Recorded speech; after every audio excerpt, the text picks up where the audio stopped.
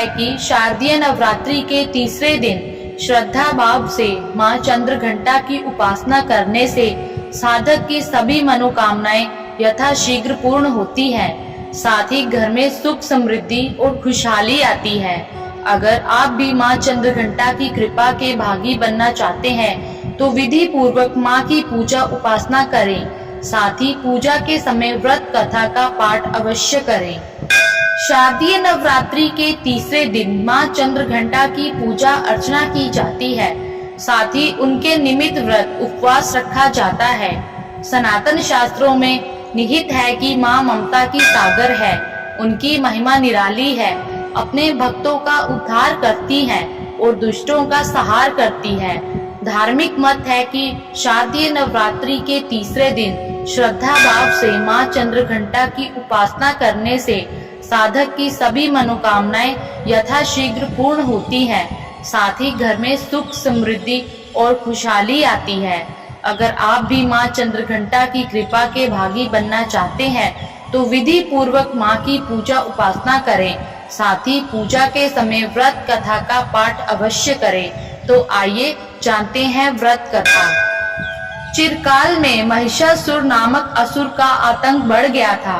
उनके आतंक से तीनों लोक में हाहाकार मच गया था। भगवान द्वारा प्रदत्त अतुल बल से महिषासुर बहुत शक्तिशाली बन गया था।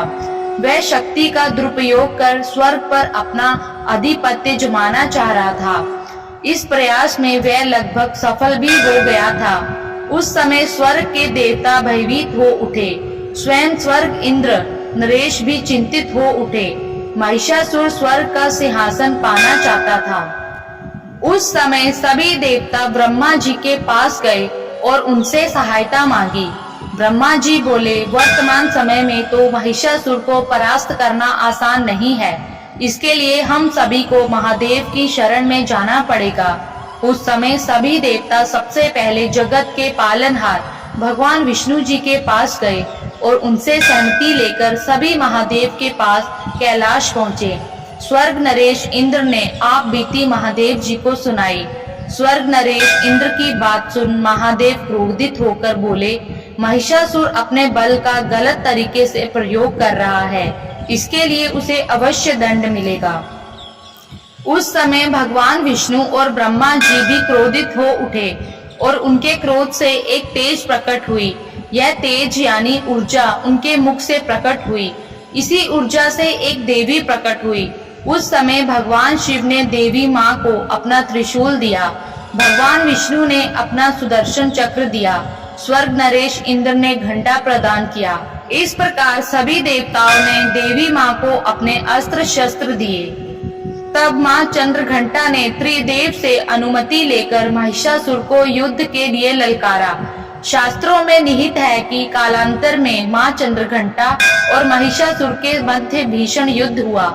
इस युद्ध में माँ के प्रहार के सामने महिषासुर टिक ना सका। उस समय महिषासुर का वध कर माँ ने तीनों लोकों की रक्षा की। तीनों लोकों में माँ के जयकारे गूंजने लगे। कालांतर से माँ चंद्रघंटा की पूजा उपासना की जाती है। माँ अपने भक्तों के सभी दुख हर लेती है। साथ ही सुख समृद्धि और शांति प्रदान करती है। अतः साधक श्रद्धा भाव से शारदीय नवरात्रि के तीसरे दिन माँ चंद्रघंटा की उपासना करते हैं। धन्यवाद।